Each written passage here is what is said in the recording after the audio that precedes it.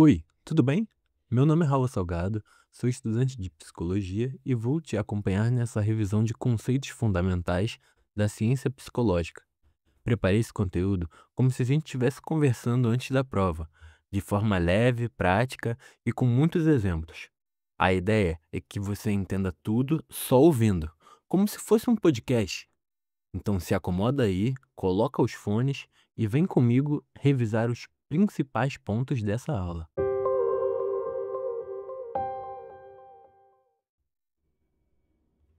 Para começar, a psicologia é a ciência que estuda a mente e o comportamento humano.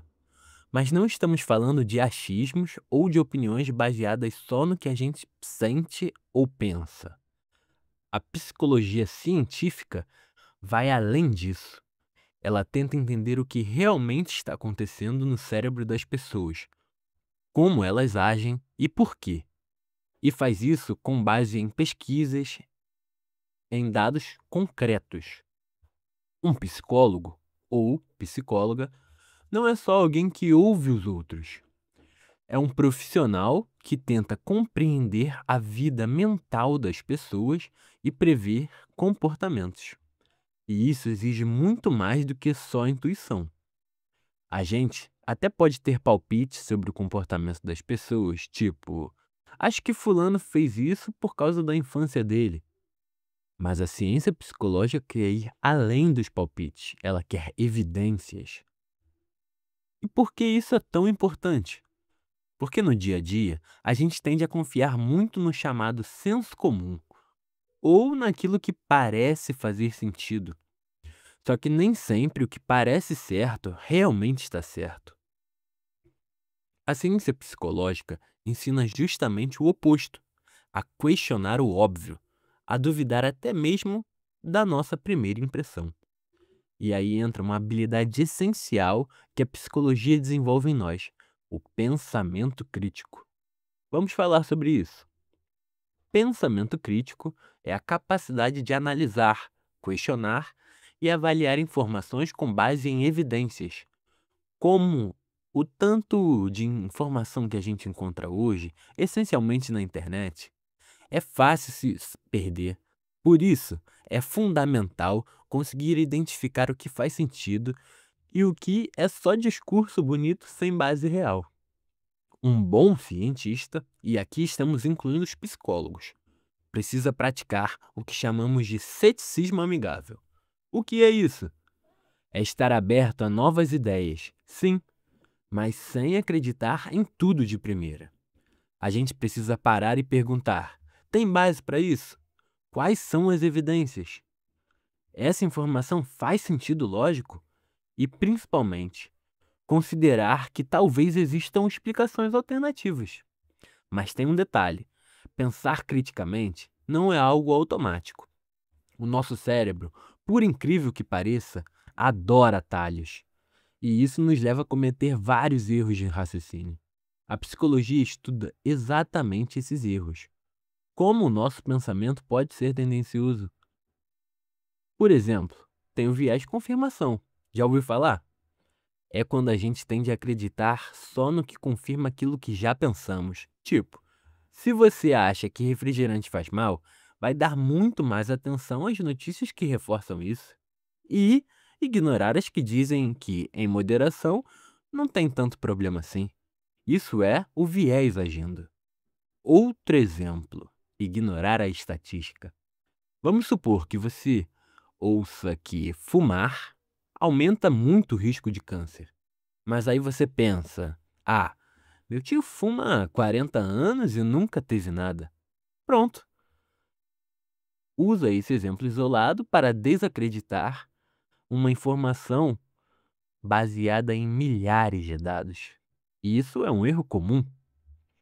Também tem a questão da credibilidade da fonte. A gente pode tender a confiar mais em quem parece autoridade no assunto. E isso pode até ajudar.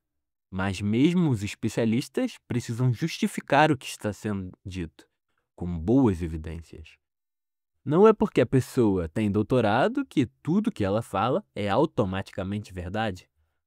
Outro erro: ver relações onde não existem. Já reparou que tem gente que acredita em superstições, tipo usar uma camisa da sorte ou comer um prato específico antes de um jogo? É porque associam a ação a um resultado positivo, mesmo sem relação real. Isso é um exemplo clássico de como criamos conexões sem base. A gente também comete erros quando faz comparações relativas. Se eu te oferecer um desconto dizendo que o produto estava R$ 100 e agora está por 80, parece uma boa oferta. Mas talvez o produto esteja por R$ 70 em outra loja. O primeiro valor influencia demais nossa percepção. Outro ponto: somos ótimos em explicar as coisas depois que elas acontecem. Isso é o que chamamos de explicações pós-fato. Depois que já dá certo ou errado, a gente inventa justificativas que parecem fazer total sentido, mesmo que não tenhamos previsto nada antes. E tem mais: usamos o tempo todo atalhos mentais ou heurísticas, que são regras simples que usamos para tomar decisões rápidas. Às vezes funcionam, outras vezes nos enganam. Por exemplo, se você lembrar de um acidente de avião que viu no noticiário, você pode achar que voar é super perigoso, mas na verdade é muito mais seguro do que dirigir. Para fechar, tem o viés de autosserviço, aquele em que a gente atribui os nossos sucessos e nossas qualidades. Passei na prova porque sou inteligente. E os fracassos aos fatores externos. Fui mal na prova porque a professora pegou pesado.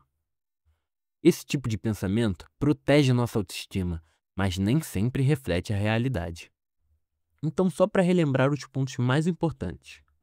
A psicologia é uma ciência que estuda a mente e o comportamento com base em evidências. O pensamento crítico é essencial para não cairmos em armadilhas do senso comum. Nosso raciocínio tem vários vieses, como o viés de confirmação, ignorar as estatísticas, confiar demais em fontes sem questionar, criar relações inexistentes e por aí vai. A ciência psicológica nos ajuda a identificar esses erros e a pensar de forma mais clara, lógica e justa. Na hora da prova e da vida, lembre-se, a psicologia vai além de opiniões. Ela nos ensina a pensar melhor. E isso vale para tudo, não só para a sala de aula. Até a próxima. E se quiser, pode escutar esse áudio quantas vezes quiser para fixar melhor. E boa sorte nos estudos.